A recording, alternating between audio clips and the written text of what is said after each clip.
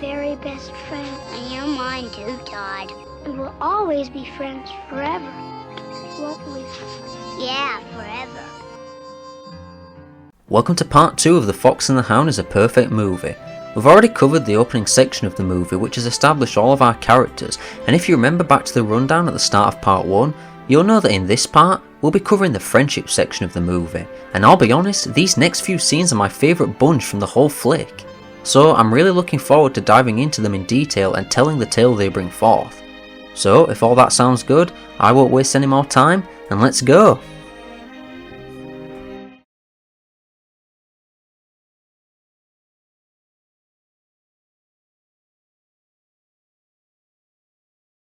Todd keeps chasing the butterfly and Copper keeps following the scent, bringing them both towards a hollow log.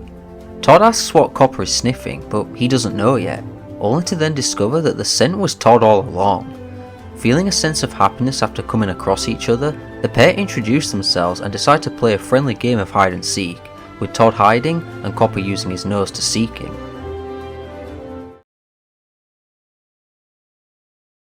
As was to be expected, the curious attitudes of both our leads, however different they are, brought them together. With this, they're given the chance to shine brighter than before and help us connect with them deeper. It's made clear straight off where this moment is heading. When Todd goes into the log while chasing the butterfly, it isn't long before Copper goes into the log too, mimicking Todd's movements. There's also a clear change in the music from when Todd is the focus to when Copper is the focus, the varying medley capturing both characters' personalities.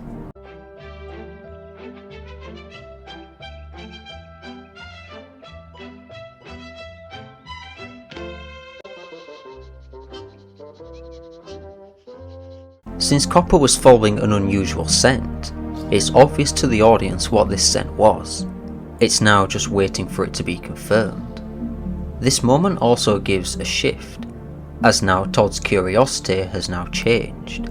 It's now equal to Copper's, with both their focus being on the same scent, with Todd unaware that he's fueled Copper's curiosity in the first place.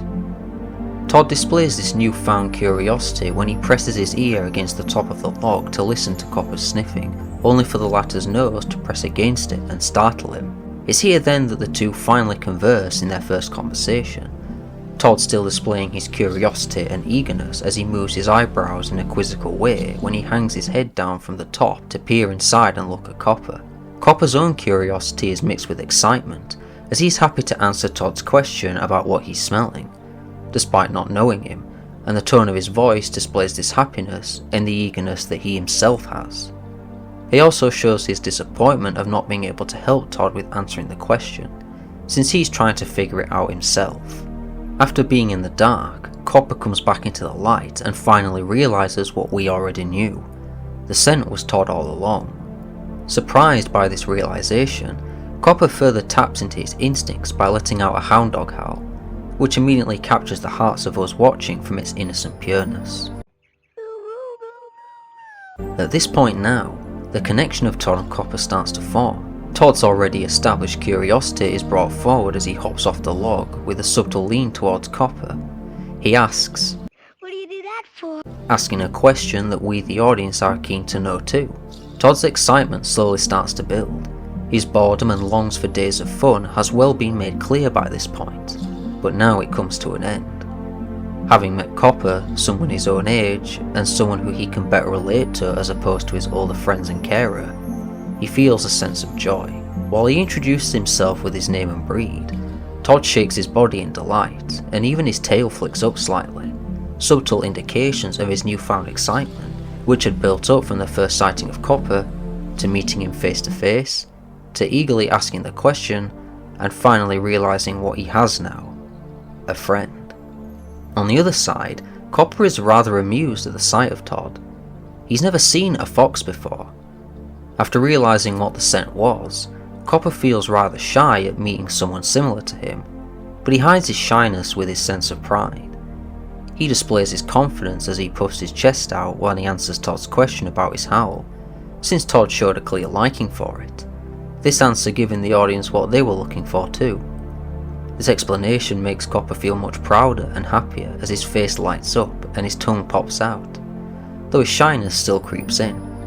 He briefly glances away, breaking eye contact with Todd, displaying his nerves, but it's through the explanation that he feels proud of that he quickly regains the confidence to lock his eyes back with Todd's, his eyes shifting during his blink, and a firm boost of confidence gleaming in them. After Todd introduces himself, he once again subtly displays his excitement when he asks Copper to introduce himself too. He leans in closer to his newfound friend, eager to learn more about him. Having had that confidence boost, Copper feels excited too, skipping out of the log closer to Todd, their connection between them forming ever stronger. At this moment, it becomes clear that Todd's scent is something that Copper very much likes. Before this, he was curious about Todd's scent and didn't display if it was something he liked or disliked. It's clear that the former is true when he sniffs Todd more and starts to climb over him. Todd, someone who loves having fun, realises he can now play a game with someone, that classic game hide and seek which is simple and charming. He invites Copper to play with him, and having noticed his extraordinary skills in smelling, thinks this will be a great tool of assist in the game. And that's all while Todd is crawled on and being pinned to the floor, not acknowledging this fact one bit and taking it all in good spirits, without trying to fight it off. He keeps up the conversation with a smile on his face. Having realised his own potential, Copper wants to use this aspect more as he asks Todd if he can use his nose while playing hide and seek. With Todd already knowing this fact for the game, he laughs with agreement and subtly kicks Copper off of himself so they can get started. If Todd's excitement displayed through his body language wasn't clear enough before, it certainly is now. He eagerly jumps while he explains to Copper to close his eyes and count, feeling so excited about the game that he can't keep still and wants to get going. Copper misunderstands and starts to peek while he counts, meaning he's not familiar with how the game works, in spite of his nod of agreement just before he started to count. Copper meant no harm by this though, with his response of understanding in an innocent voice tone when Todd was rather annoyed of this fact. Well, I adore this scene so much. It was always my favourite scene when I watched this movie as a child, and it still is even now. There's just so much to love here and so many small details that make this scene so heartwarming. Todd and Copper meeting out in the woods adds to that wonderful charm that this scene brings, and it's so easy to fall in love with the connection that's building between them. Todd and Copper have such strong chemistry here. The dialogue that's shared between the pair is so pure and real. It flows naturally too, which I appreciate. The excitement that Todd and Copper are both feeling from seeing each other is made so clear without them needing to say anything regarding this aspect. The smiles they share, the joyful body movements, and the gleeful conversation they have, their excitement is portrayed simply through their facial expressions, their body language, and their voice tones. There's so much cuteness and charisma that the two carry, it just pours out in this scene, really making us connect with them much deeper. Us as the audience just can't help but fall in love with them. Keith Coogan's voice for Todd is so cute. He brings that natural charm to the character that makes him such a likeable main protagonist and someone to root for. The animators added such great details to Todd here too, such as his body shape when he introduces himself and his eager jumping when he's explaining to Copper to start counting for their game. Todd's excitement is made so apparent and it's so pure. Then during his annoyance when Copper peeks, I just love that Todd literally hasn't moved from that spot. He was literally just watching him the whole time, probably to see if he'd actually count properly. Probably my favourite Todd moment is when Copper pins him down. He doesn't even acknowledge this and he just keeps the conversation going, and clearly from his facial expression, he was loving the playfulness. Copper has his shining moments too. His adorable howl is something all of us love, and his eyes briefly flicking to the side when he explains to Todd about his howl. I love that the animators added that when they really didn't need to. I also love how it's implied that he really liked Todd's scent when he gets closer to him and sniffs him again. I also adore him nodding his head before he counts and the that he makes when he realises that he can't peek. Copper is innocent and pure, just like Todd. A good detail that I liked was the music during the meetup. There's clear letter motifs for both characters in the song. The upbeat bubbly strings for Todd's outgoing nature, and the lumbering cumbersome brasses for Copper's more stern personality. Then having no music during the first conversation between the two was such a great decision. All that's heard is the ambience of the forest. You can hear the birds tweeting. It just helps to take us deep into this scene and feel how real it is. Having just the ambience with no music gives off an even realer atmosphere for this, and that in turn brings us closer to this scene. Gee, I bet you'd be good playing hide and seek. You want to try it, Copper? Can I use my nose? Sure. I should also mention that I really like those close-up shots of Todd and Copper when they're talking at the log and when Copper is pinning Todd down. They're really cute. So the two youngsters are ready to get playing hide and seek, and we're about to see it unfold. This comes in the form of a song. The song. The most iconic song. And the first song of this movie.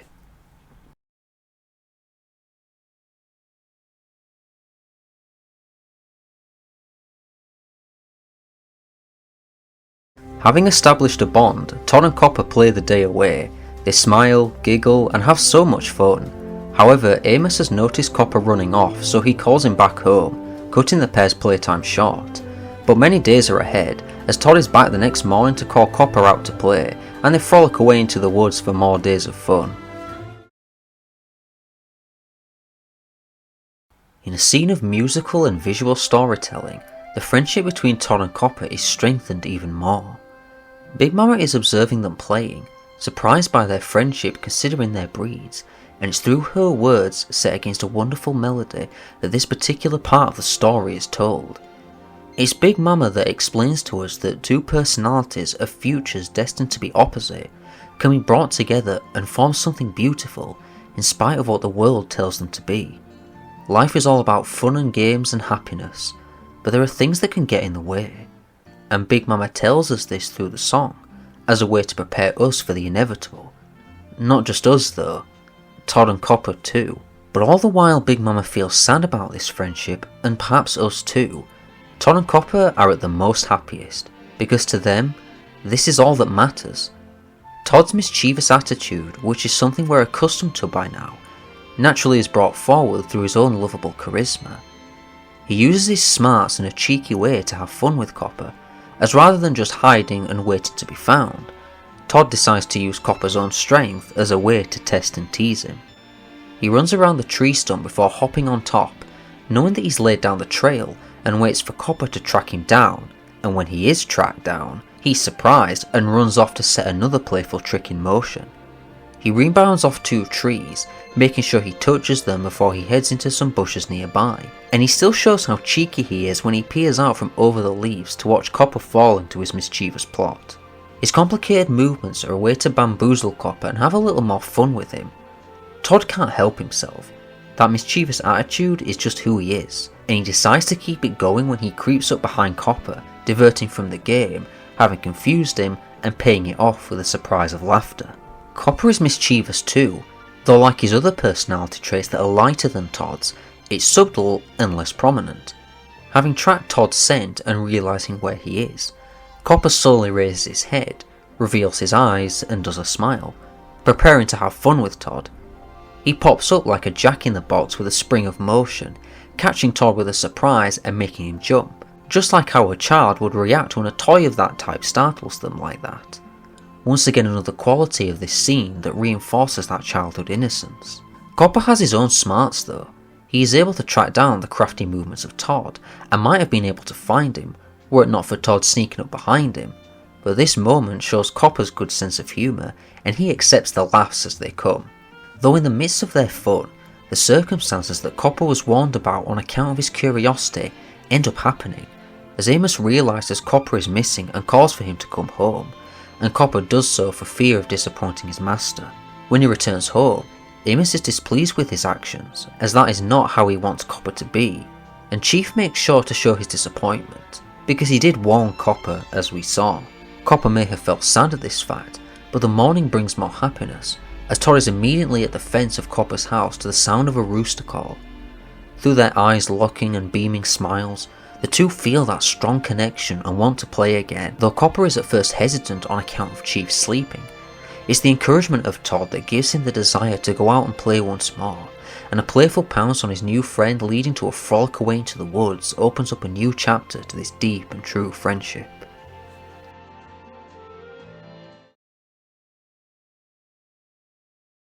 Well, what can I say about this scene?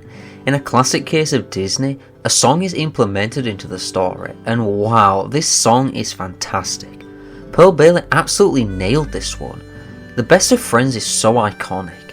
It's heartfelt, it's charming, it's wonderful, and it's beautiful.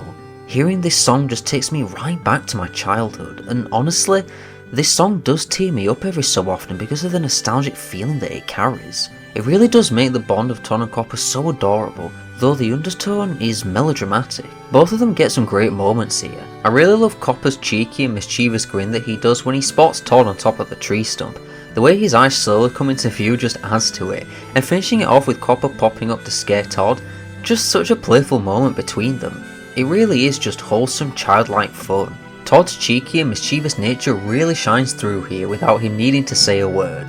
His additional movements that he pulls off before he hides is something he didn't have to do, but decided to anyway to test Copper's smelling abilities and just to make the game all the more exciting, and of course that cheeky grin as he slowly peers over the bushes. Too cute. I absolutely love the part where Todd and Copper burst into laughter and roll on the floor. How can you not love that? It's so real and you can feel the happiness and connection that they have. It makes me smile every time.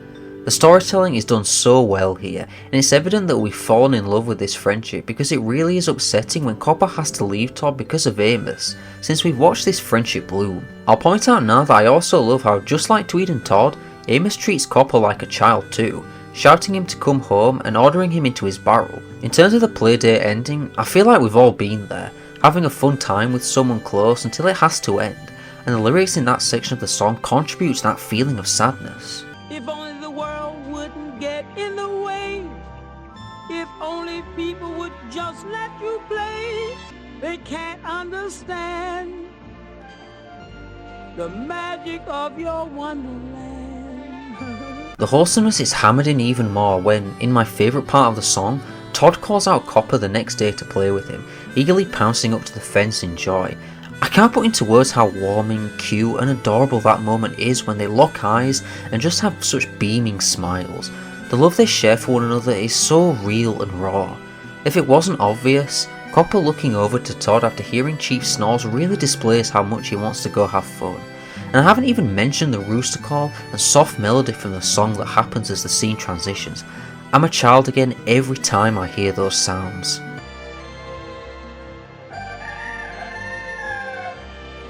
So yes, the song and the visuals making up this whole scene is just brilliant, heartfelt and emotional. I will never ever forget this song. It really does just define my childhood, and though I may cry over this song every so often, I still remember that happy feeling it used to give me when I watched this movie all those years ago as a young child growing up. So Todd and Copper are back playing again. So let's carry on and go into that scene now.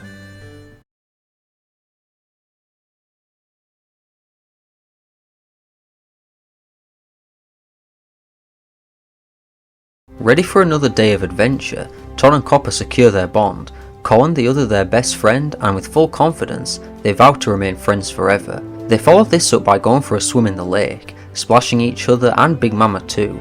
But like the day before, the fun isn't to last as Amos calls Copper back home again after seeing that he strayed off once more.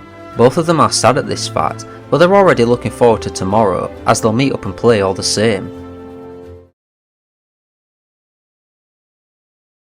The friendship of Todd and Copper continues to blossom through a very brief scene that tells another great chapter to this story. The pair declare their everlasting friendship through their deep admiration for each other and positive energies of being around one another. They showcase a level of comfort and trust in each other as Todd rolls into Copper and snuggles with him, with Copper happily accepting Todd's warmth, sharing the same sentiment on their desire to remain friends forever. Todd effortlessly pushes Copper off of himself when he suggests to go swimming, proving he had the strength all along to fight Copper off, and the previous time when Copper was pinning him down was just Todd accepting that playful moment and not trying to stop it. In response to Todd's idea of swimming, rather than simply agreeing with him, Copper decides to up the fun even more, as his answer comes in the form of a challenge. He says to Todd to give him a head start and he can beat him to the lake, signalling a friendly race. Despite his head start, Todd proves how fast he is when he quickly catches up to Copper, matching his pace and allowing the two to stride in the same fashion. Copper is proven wrong as Todd does arrive at the lake first and the pair dives in, both in different fashions. Todd pounces up the rock and dives into the lake with grace and finesse, correcting his position in mid-air to ensure a clean plunge into the water. On the other hand, Copper runs up the rock and flings himself off. He doesn't worry about looking good when diving, as he flops into the water with a belly flop. These differing dive patterns perform different splashes, a clean smooth one for Todd and a big explosive one for Copper. With the pair engaged in another game, they get up to their mischievous antics that they displayed during their former hide and seek game. Todd, having dived into the lake first, waits for Copper to emerge from the water and takes the opportunity to splash him in a friendly teasing manner that best friends would do. Copper backpaddles away. The phrase doggy paddle is very much true in this case. He repays the favour to Todd by kicking water at him as he swims back, evening the odds. Though Todd isn't one to have even playing fields, always wanting to have the advantage. In a case similar to the hide and seek game where Todd sneaked up on his best friend, Todd pops up from under the water behind Copper where he can't see him, and keeping his mischievous antics on point, he dunks him under the water in another playful moment, displaying that Todd is most definitely a cheeky rascal. Not one to let Todd have the advantage, Copper is quick to even the odds again, proving that he can stand his ground and hold his own in this friendly rivalry with Todd. Copper returns the favour by splashing Todd in his face, not once, but twice. But just like before when the fun had to end, this time is very much the same, as it isn't long before Amos calls Copper back home again, frustrated at the Hound pup repeating his previous actions and not learning his lesson. Although Copper perhaps did, as he was originally hesitant to leave, but his desire to play the day away got the best of him. So another day of fun comes to an end in the exact same fashion, to the disappointment of us, and also Big Mama who was watching from up in a tree just like before. Copper is sad to leave, as is Todd, though he remains optimistic and lively, displayed by him spinning himself around in the water, and his goodbye to Copper is one of happiness and positivity, as he knows that tomorrow will bring another adventure as he watches his friends sprint away home.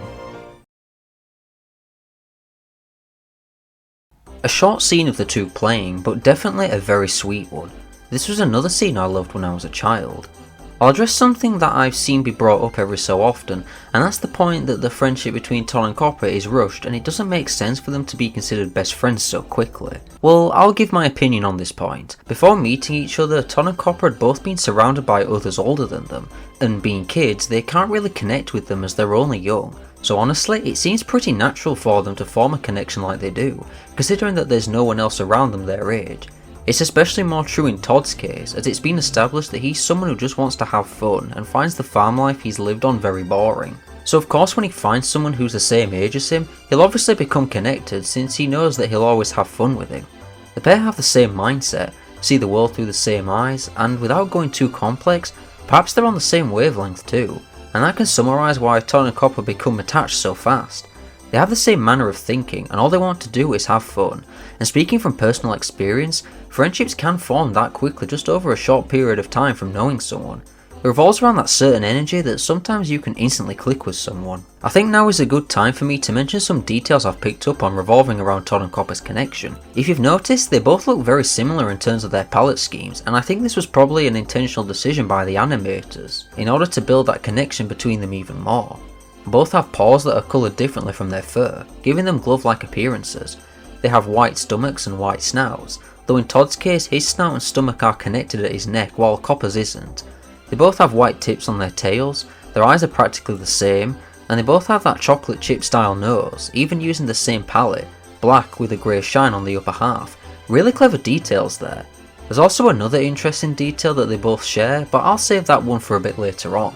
So in terms of the swimming scene itself, I love it, just another pure fun scene of the two playing together. I do love that Todd was able to just push Copper off easily in comparison to earlier, kind of emphasising the point that Todd did just allow himself to get pinned down by Copper, though this was maybe because he was being pressed with some force, whereas here Copper was just resting on him. The playful challenge that Copper lays out to Todd about racing to the lake is too cute, and the pair diving into the lake differently is also something I appreciate. Again, it's something that really captures their personalities. I really love the playful mischief between the pair here, showing off their friendly rivalry and attempts to get one over on each other. Todd's cheekiness has really been made apparent just from his mannerisms during his playtime with Copper. He's always being very crafty in his attempts to one-up Copper, getting a splash in right as he pops up and then dunking him under the water from behind. But like before, Copper is cheeky as well, just not as apparent. He gets the splash on Todd in the process of backpaddling, and then he splashes Todd right in his face twice. I really love that. The lake also looks so magical here. You can see the sunlight reflecting on the water, making the bond of Todd and Copper feel all the more special. I wish this scene had lasted a lot longer honestly. And yes, those lines that Todd and Copper say to each other about being friends forever are so iconic, though we need to keep those words in mind as we keep moving on. They are still a fox and a hound at heart. Alright, just before I move on to the next scene of the movie, I have something really interesting that I'd like to discuss.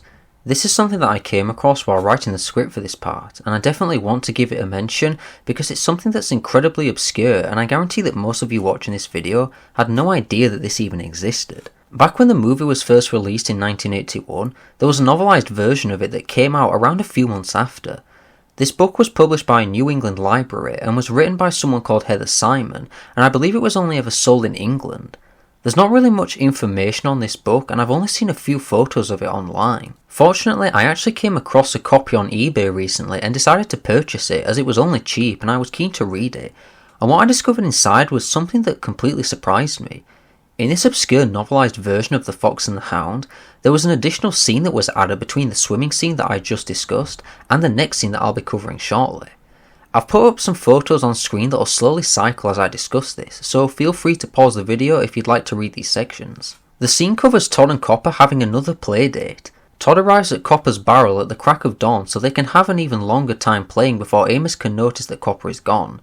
They play a game of tag and then come across a stream, jumping across the rocks until eventually the tide gets faster and Todd gets pulled away in the current, which leads to Copper jumping in to save him. The two make their way home but end up getting lost until Big Mama finds them and leads them back home, which then transitions into the next scene of the movie. Personally, I would have absolutely loved this scene to have been in the movie, as it would have strengthened Todd and Copper's friendship even more and given them more time on screen together as kids. I don't know if this was a scene that was actually planned for the movie that was then cut, or if it was an original idea added by the author for this novel. Either way, I think this was a great scene and I would have loved so much to see this in animated form. I doubt anyone watching knows about this considering it's from such an obscure piece of media related to the franchise, but do let me know if you knew about this beforehand. I'm really glad I found out about this, and I knew without a doubt I had to bring this to attention. So I hope you all enjoyed that little extra section of some interesting obscure information. Now I'll refocus and get back to the movie.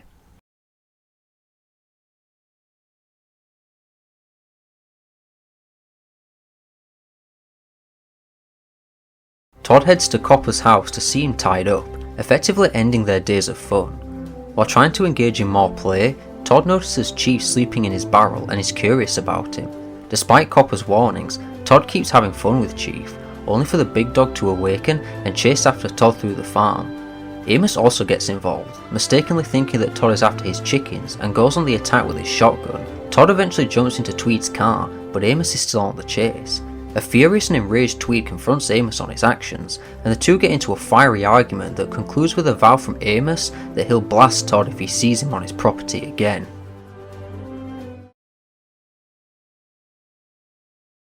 This scene brings forward our first instance of conflict and an example that the friendship of Todd and Copper is one that's hard to keep. Alongside this, our characters that we've been introduced to have further development, with extra layers of multiple different characteristics built on top of their already existing ones, fleshing them out even more and deepening their mentalities. An ability to make the best out of a bad situation adds a trait of stronger optimism to the already outgoing charismatic personality of Todd. Having shown optimistic behaviour before when Copper was forced to leave their swimming session, a stronger case is present here when Todd decides that he and Copper will play around in the yard, even though Copper is tied up as a result of his disobedience to Amos's orders, showing that no matter how bad things can get or seem, Todd can bring that lively, bright positivity to even the most sad, dark and negative moments. Further building off Todd's cheeky attitude is an addition of fearless confidence. Todd gets close to Chief, someone who is much bigger than him, with a set of teeth that pose danger. Todd remains unfazed by these advantages over himself and doesn't back away. His fascination to Chief is also another example of his ever-present curiosity, though this high level of confidence and perhaps a slight boastfulness clashes with the layer that's added to Copper, an ability to understand danger. While he was on the same level when it came to having fun in the world, it's clear that he recognises danger much more than Todd does. Not just the danger itself, but because of additional experience and knowledge. Since Copper is one that knows Chief, and as he points out to Todd, he can get mean because he's cranky, something he would know on account of being around him. The friendship formed between the two has allowed a level of deep care and protectiveness. While Todd is completely lost in his curiosity and confidence, Copper is very much worried and concerned for his safety, caring about him so much that he can't bear to see him get harmed. It's only when Todd is close to Chief that he can pick up his scent. Beforehand, when Copper caught Todd's scent, Chief couldn't pick it up because Todd was far away, but with Todd now straight in front of him, he can smell him strong and clear. It's at this point now where Todd finds himself in a similar situation that he's been in before, but that prior situation he was protected by another, but with that protection gone, it's up to him to save himself.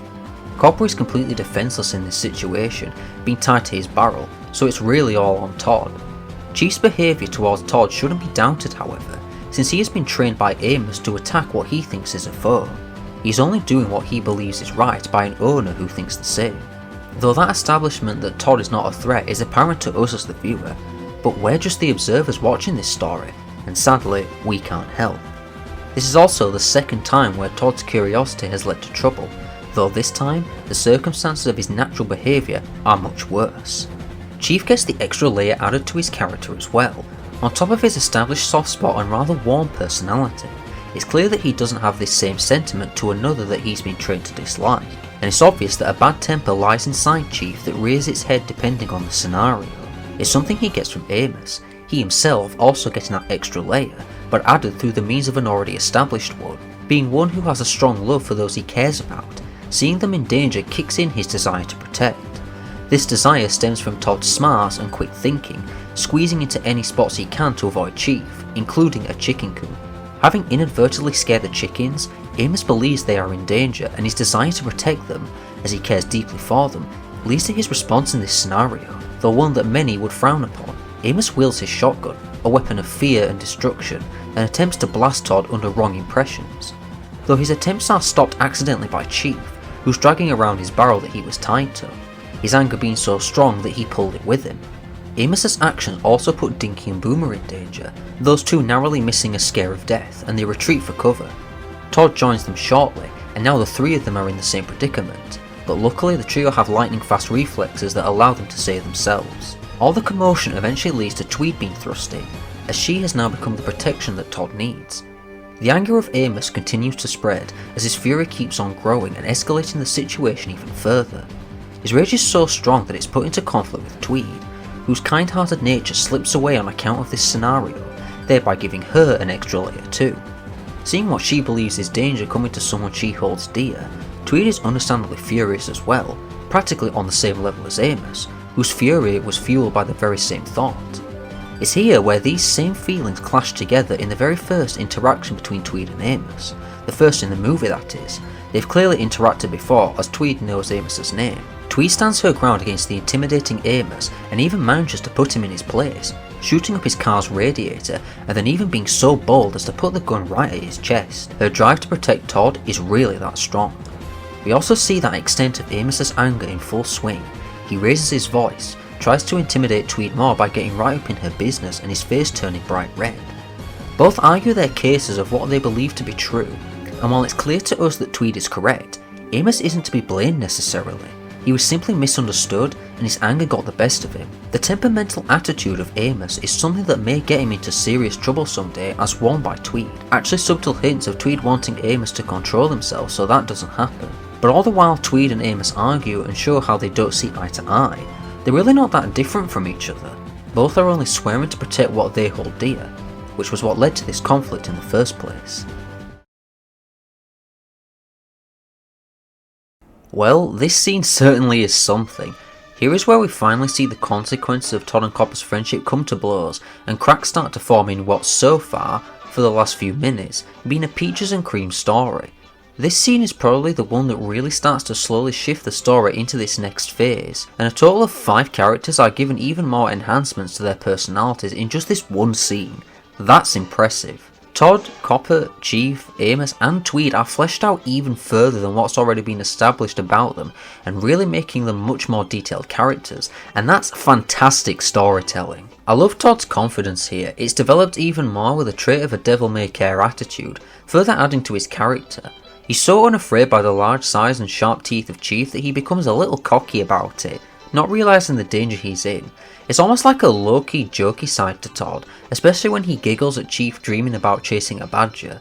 But once again it's his curiosity that leads to the trouble. This ultimately clashes with Copper's more grounded personality. Yes, he enjoys the fun all the same, but he understands when things need to be taken seriously. His concern for Todd's safety really shows how much he cares for him, and it's honestly crushing how he can't do anything to save Todd because he's tied up. Even more so when the chase escalates and Copper is yelping, only being able to watch in horror.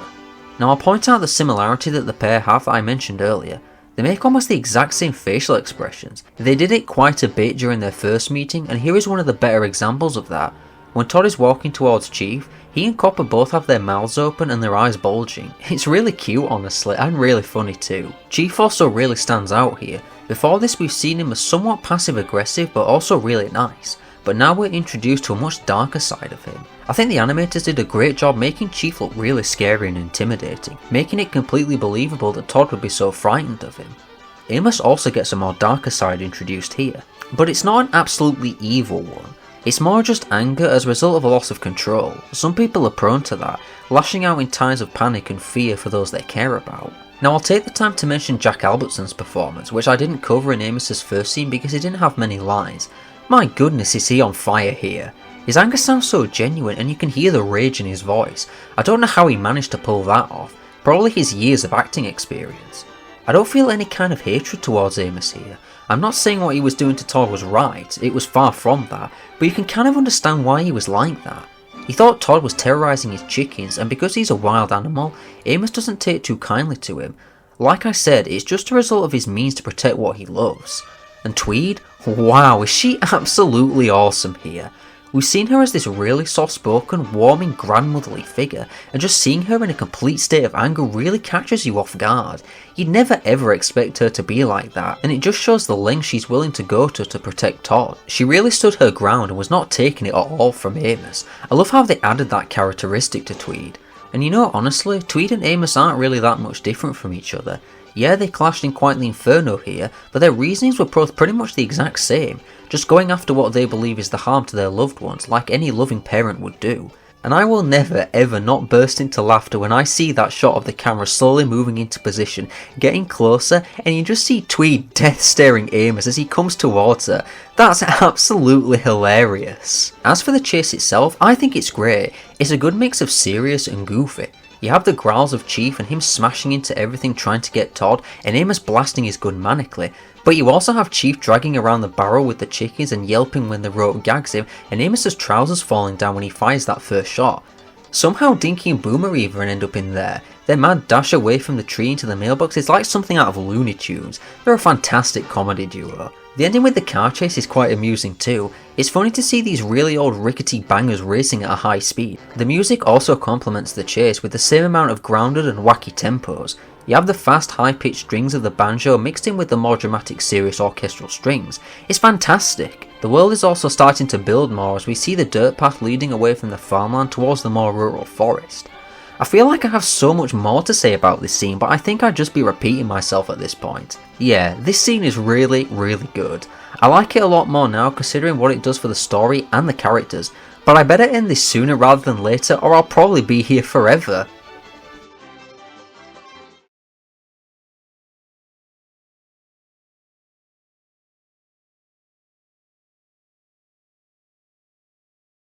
The following day after the chaos, Tweed opts to keep Todd inside the house for fear that he'll be hurt again.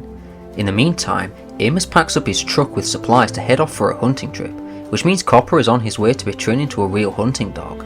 Unfortunately, this means that Copper will be leaving Todd behind, and they won't be able to play anymore as the spring comes to an end. While Todd is eager for Copper's return so they can play again, Big Mama warns him that when he does, things are going to be much, much different. So here we are, the last scene of the first half of this story. Todd is now an enemy in the eyes of Amos and Chief, so he is protected by Tweed inside the house, her herself also being an enemy. Todd still wants to go outside, despite the trouble of the day before, peering out the window at the beautiful scenery and scratching away at the door in the hopes that Tweed will let him out, once again displaying his desire to have fun and trying to use his charisma to win Tweed over to no avail. In the process, we get to see inside Tweed's house for the first time, as well as seeing a photo of an elderly man hung up on the wall, who is most likely Tweed's late husband. On the other side, Amos is preparing for a long trip, still feeling the effects of yesterday's confrontation with Tweed trying to start his truck, which has its radiator damaged, a result of Amos's own behaviour that could be described as that of a loose cannon. He manages to start the truck, and his mood is lightened, his happiness and eagerness displayed as he struts over to Copper, telling him the time has come for him to be trained to his purpose. This training will result in a reward for Copper, as he will earn his right to sit up front with Amos, something that's explained to him and to us through Chief, who has earned that right himself several years ago. The trip is now set in stone, and Amos gives us the length of how long it will last, all the way until next spring. All the while this happened, Todd has gotten out of Tweed's house and headed over to Amos's, realising that Copper is leaving and taking the fun times with him. He's sadly too late to say goodbye, but he does see Copper eye to eye as he disappears for a long absence. The sad moment of two friends being separated is reinforced as Copper lets out a howl of farewells, not a howl of greetings that he did when he first met Todd, and the music keeps up that tone.